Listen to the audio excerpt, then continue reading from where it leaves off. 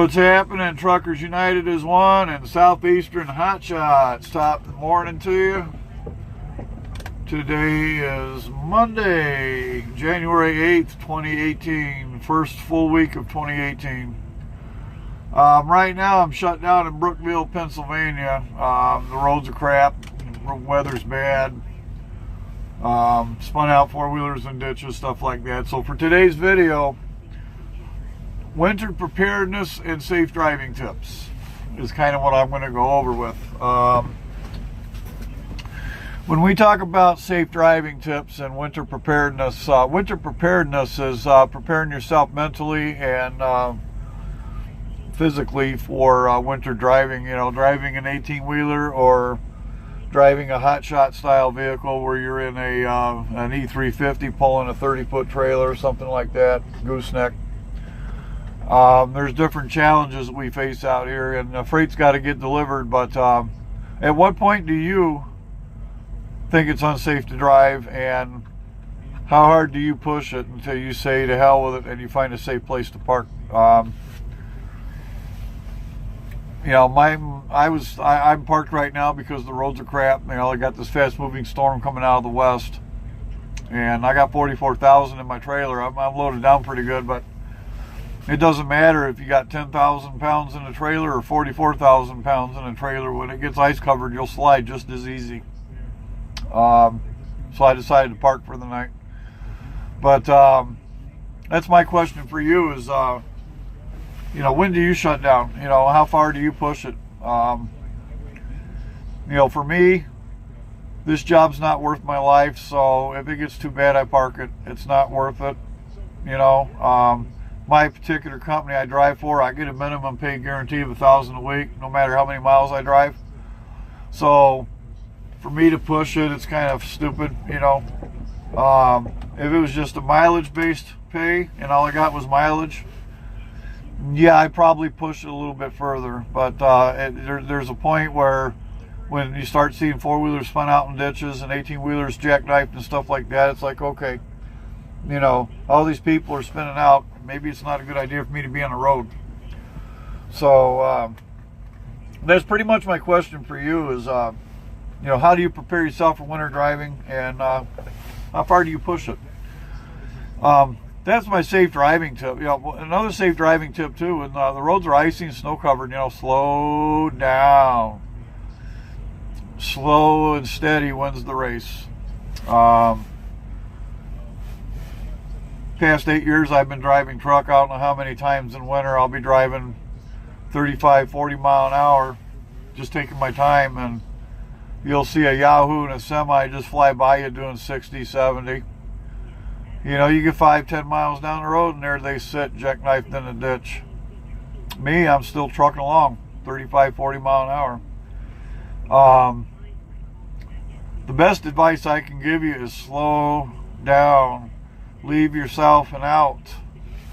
Don't get close to people, you know. Leave enough distance between you and the car ahead of you where if they spin out and they end up blocking the road, you got time to stop. We've all seen them videos and news clips of these multi-chain vehicle accidents. They just had one recently up on I-94, I believe, up in Michigan. They had 60, 70 plus vehicles involved in that one. You know, snow's coming down. It was near whiteout conditions, and one person spun out. Person behind that person couldn't stop. They spun out, and it just boom, boom, boom, boom, chain reaction, one after another after another. That's such a preventable accident. Had all them people been driving slower and keeping their distance from the person ahead of them, nobody would have wrecked. It would have been one car spun out, and that's it. So that's my safe driving tip is just slow down. Leave yourself an out. Leave enough distance between you and the car ahead of you that you can safely stop. If it's to the point where you can't see the road, then you need to park. Find a place, rest area, truck stop, whatever. Find somewhere to park for a few hours. Let the, you know, the ODOT people come out and get them roads clear, you know, or wait till the storm passes, something. You're better off arriving alive and arriving safe, and making sure your freight and your truck arrives safe and unscathed. You know, the receiver might get a little pissed because they're not getting their freight on time, but you know what? You know, it's like this. Do you want your freight, or do you want to pick up your freight on the highway? So I think most companies will understand when the roads are bad that they may not get their load in time. My company's real good at shutting us down. You know, they look at radar and forecasts and stuff like that, and they see the roads getting fucked up. They'll send a mass message out and tell us to shut down. A lot of times they're shutting us down before the roads are even really bad. So, you know, my company's pretty good with that, and I like that about this company. They're about safety. They truly are about safety. So I don't know if it's about keeping the driver safe, but they don't want their trucks messed up anyway. So that's the first part of this video, and I'm going to talk about winter preparedness, what you should need and what you should have in your truck for inclement weather in case you do get stranded or shut down somewhere. All right, when we talk about winter preparedness, one thing you want to keep in your truck is plenty of water. You can see I got a 34 pack of water on the floor right there that I keep with me, and then I got my tea. So you always want to keep plenty of water with you. You know, you get stuck somewhere in the wintertime and you're not readily near any, you know, you're not in a truck stop or near any store or anything like that. It's important to have a lot of water in the truck. You could probably go about 4 days without eating, but 72 hours without water and you're going to have some medical issues. So make sure you keep plenty of water in your truck. Another thing you want to make sure is you got a bunch of non-perishable food items, stuff that'll keep.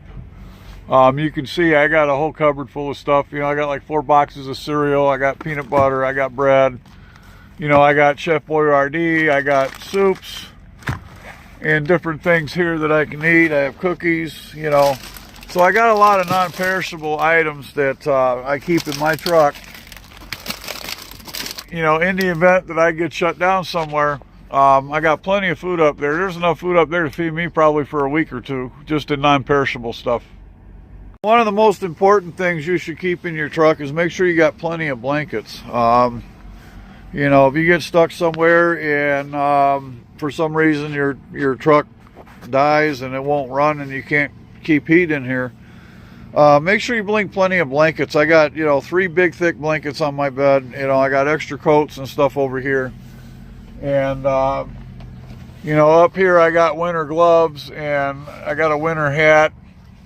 So, you know, you always want to make sure that you dress warm for the winter. Bring warm clothes with you. Bring extra coats, extra blankets. You know, in the event you get stranded somewhere, you want to make sure you have these items. That way you're not sitting there freezing to death. For those of you who see my previous videos, I did a video on this subject here a while back, but with these frigid temperatures and this goofy ass weather we're having, I thought it'd be important to do another video on winter preparedness. And along with your blankets and stuff like that, it wouldn't hurt if you got a sleeping bag, a heavy duty sleeping bag or something. You know, throw that in your truck. You know, make sure you stay warm and safe in the wintertime.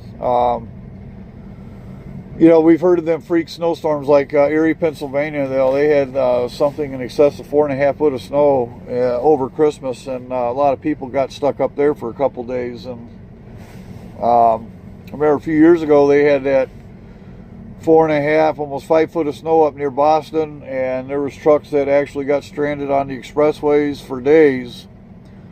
And so you just want to be prepared. As far as your semi is concerned, using some anti-gel stuff in your fuel tanks, making sure you keep at least, you know, keep your fuel at least at half or higher at all times in the wintertime. You know, I always try to keep my truck full of fuel. I never let it get below half tank, especially in the winter. Not only does that help with the condensation in your tanks, but in the event you get broke down somewhere, if you got at least 100 gallon of fuel, you can sit there and idle on that for days. So it's important to make sure you keep your fuel at least half a tank or better. And whatever your company's policy is as far as using some kind of anti-gel stuff for your fuel tanks, Our company, we're required when it gets below 20 degrees, we're supposed to use the anti-gel stuff in our tanks. So, but it'd be a good idea to do that. That way, if you're sitting in sub-zero weather, your fuel doesn't gel up. Because if your fuel gels up, your truck's not going to run. If your truck's not running, you're not going to have heat. So, this is your Monday video. I hope you guys are being safe out there, whatever part of the country you're in. Like I said, I'm shut down here in Brookville, Pennsylvania, exit 78 I-80. And I'll probably be here most of the day. I don't look at moving anytime soon. So I hope you guys have a safe day, a great week. And look for me to do videos, more tutorial videos later in the week. This is Trucker Dave. Have a great day, and I'll catch y'all later.